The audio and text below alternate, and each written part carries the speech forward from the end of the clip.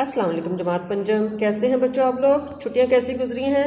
Enjoy किया आपने? Okay, तो अब हम सबक दोबारा शुरू करेंगे। हमारा आज का सबक है हमारी कायनात और सफ़र नंबर है हमारा 56। ठीक है, तो आप अपनी बुक्स खोलिए और पढ़ाई शुरू करें। तो जी पढ़ाई शुरू करते हैं। इस सबक बहुत मज़े का है, इसको अच्छी तरह से समझना है और आपने इसको देखना है। ये देखें, ये हमारी कायनात की बनी है, सूरज है और ये सारे जो हैं वो सैयारे हैं जो इसके गिर्द घूम रहे हैं। और आप देख लाइन लाइन नज़र आ रही है सबकी।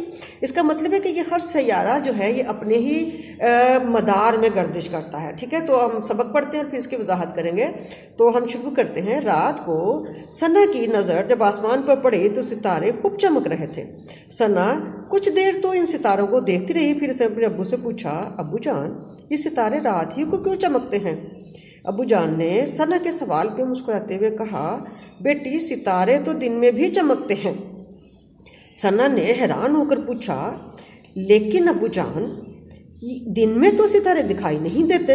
अब्बू ने कहा, दिन के वक्त सूरज की तेज रोशनी में हमें सितारे नज़र नहीं आते। जी, तो क्यों नज़र नहीं आते हमें? दिन में सितारे क्यों नहीं नज़र आते?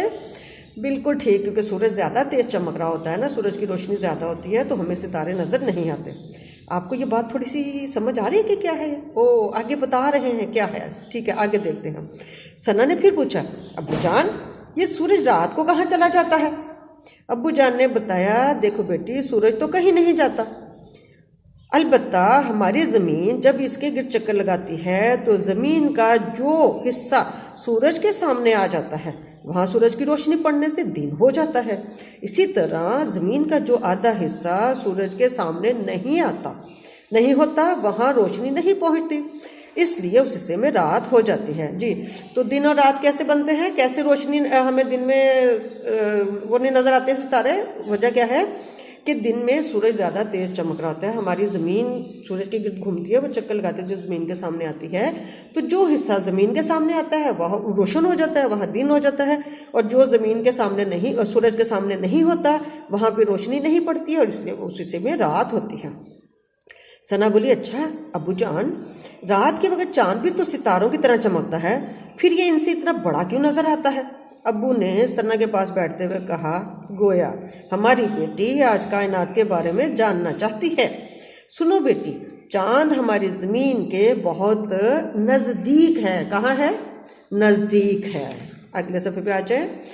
चांद हमारी ज़मीन के बहुत नज़दीक होने की वजह से बड़ा दिखाई देता है, जबकि सितारे ज़मीन से बहुत ज़्यादा फासले पर होते हैं। इसी वजह से ये रोशनी छोटे छोटे नुक्ते दिखाई देते हैं। असल में सितारे चाँद से और ख़ुद हमारी ज़मीन से भी कई गुना बड़े होते हैं। ठीक है, ये सितारे बहुत बड़े होते हैं। हमारी ज़मीन एक सैयारा है। हमारी ज़मीन क्या है?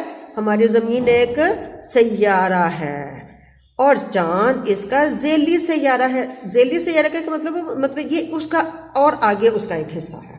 ठीक है, ये उसके पीछे पीछे रहता है। चाँद का कुतर ज़मीन के कुतर का 1/4 है। कुतर क्या होता है बच्चे? मैथ पढ़ते हैं, मैथ में हमने पढ़ा डायामीटर जिसको कहते हैं। कुतर होता है जब हम एक सर्कल से जो है, जैसे कि हमारा सर्कल है और इस सर्कल को जो ऐसी लाइन जो इसको बिल्कुल सेंटर से 2 हिस्सों में तकसीम कर दे उसको कुतर कहते हैं। उसको इंग्लिश में डायामीटर और उर्दू में कुतर कहते हैं। ठीक हो गया बच्चे, समझ आ गया? ओके जी, चलें आगे है हमारा ज़मीन। चाँद का कुतर ज़मीन के कुतर का 1/4 है। कितना है? यानी ज़मीन जितनी बड़ी है चाँद उसका चौथा हिस्सा है। कितना हिस्सा है? 1/4 है, चौथा हिस्सा है। और सूरज ज़मीन से कई गुना बड़ा है, यानी सूरज तो और भी बहुत ज़्यादा बड़ा है।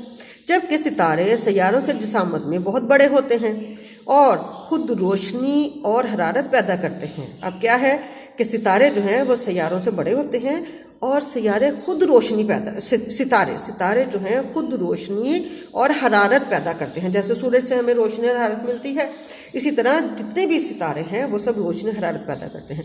सैयारों की अपनी रोशनी नहीं होती है, बल्कि वो सितारों से रोशनी लेकर चमकते हैं। जैसे हमारी ज़मीन है, जब इस पर सूरज की रोशनी पड़ती है तो हमें जब ज़मीन का जो हिस्सा सूरज के सामने आता है तो हमें रोशनी मिलती है, और जो हिस्सा ज़मीन के सूरज के सामने नहीं होता तो हमें अंधेरा होता है, उसमें रोशनी नहीं मिलती। ठीक है, तो क्या फ़र्क है बच्चे, सितारे और सूरज में क्या फ़र्क है, सितारे और सैयारे में क्या फ़र्क है। सितारे खुद सितारों की अपनी रोशनी और हरारत है, सितारे रोशनी और हरारत पैदा करते हैं या उनमें मौजूद है, जबकि सैयारे जो हैं उनमें अपनी रोशनी नहीं होती है, वो सितारों से रोशनी और हरारत लेते हैं।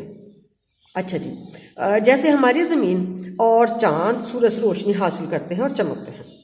अच्छा, आगे है, इसके अलावा सैयारे मुसलसल अपने अपने मदार में गर्दिश करते रहते हैं। जी, पीछे हमने तस्वीर देखी थी, सैयारे जो हैं वो अपने अपने मदार में गर्दिश करते रहते हैं। ये देखें, आपको ये तस्वीर दिखाई थी कि ये सूरज है और ये आपके सामने जो है ये लाइनें अलग अलग हैं, हर एक का अलग नाम है। यहाँ पहले पे अतारद है, दूसरे पे जोहरा, तीसरे पे ज़मीन, फिर मरीख, फिर मुश्तरी, फिर जोहल है, यूरेनस है और फिर नेपचून है।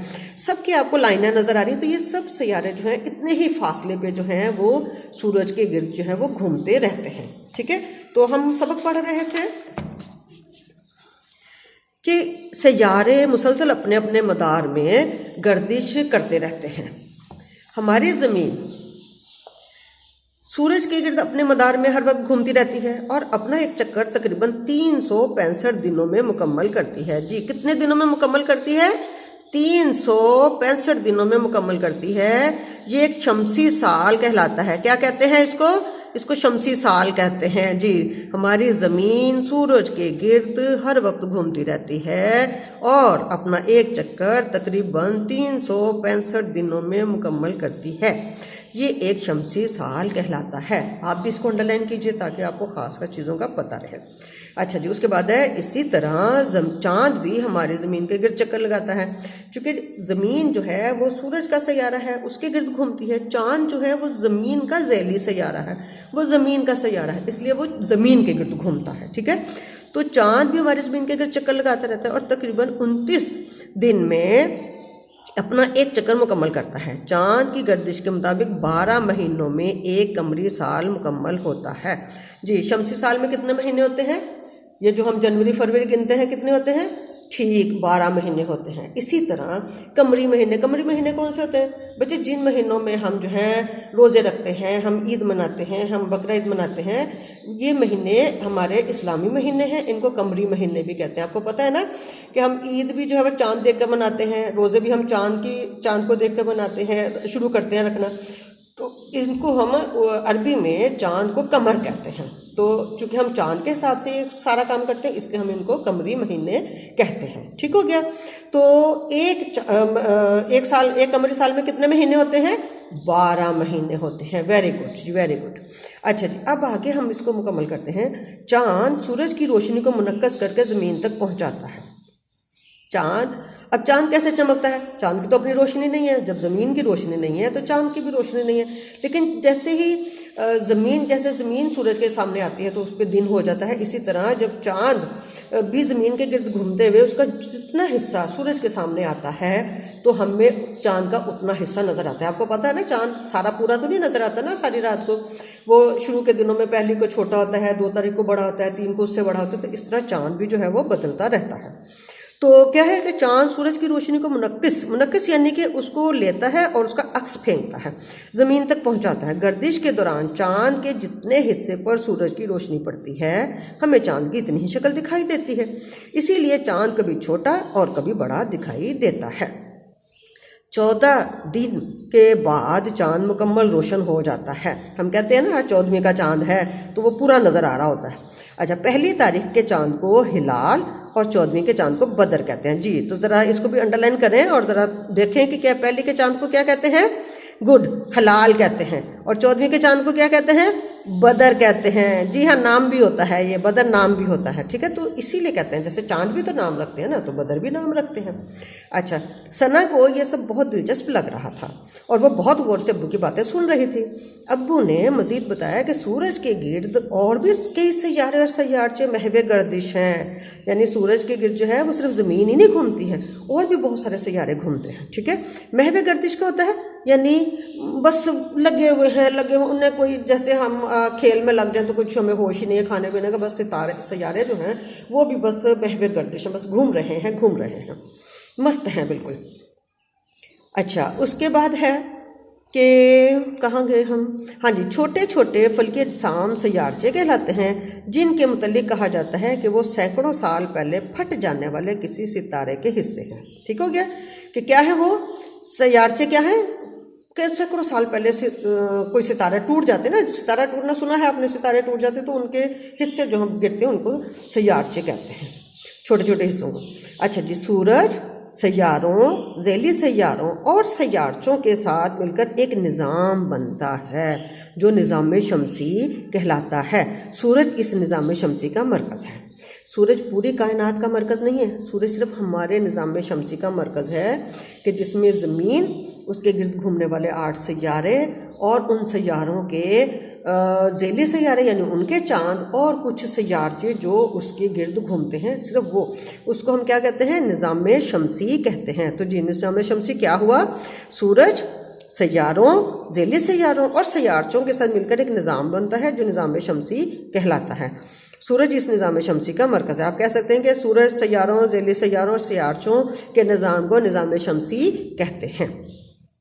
हमारी कायनात में सूरज की तरह बड़े बड़े सितारों के भी निज़ाम मौजूद हैं, अरबों खरबों सितारों से, जी कितनों से, अरबों खरबों, बहुत बड़ी गिनती है सितारों से मिलकर एक कहकशां बनती है। आपको पता है ना, आप 1s 10s 100 10,000 10,000 लाख, इसी तरह अरबों खरबों बहुत बड़े नंबर हैं। ठीक है, इस कायनात में करोड़ों अरबों कहकशाएँ भी हैं।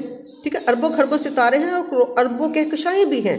अब कहकशां जो है हम आपको बताएंगे कि सितारों के ये जो सारी चीज़ें जो होती हैं इनके मजमूए को कहकशां कहते हैं। लिखा हुआ है ना कि अरबों खरबों सितारों से मिलकर एक कहकशां बनती है। ठीक है, तो जो हमारे ये अरबों कहकशाएँ हैं जो हमारी नज़र से ओझल हैं। सना ये सुनकर कहा, अब्बू अल्लाह ताला ने ये तो कायनात बहुत वसी बनाई है। अब्बू ने खुश होकर कहा, बिल्कुल बेटी, इसी से हमें अल्लाह ताला की कुदरत का अंदाज़ा होता है। जी बच्चों, स्टोरी हमने पढ़ ली है और उम्मीद है आपको मज़ा आया होगा बहुत ज़्यादा। अब आप इसको दोबारा से पढ़िएगा, समझिएगा अच्छी तरह से और ज़रा इसके मुश्किल अल्फाज के मायने पे भी गौर कीजिएगा। तो अगली वीडियो में हम इंशाल्लाह एक्सरसाइज करेंगे। ओके बच्चों, अल्लाह हाफिज़।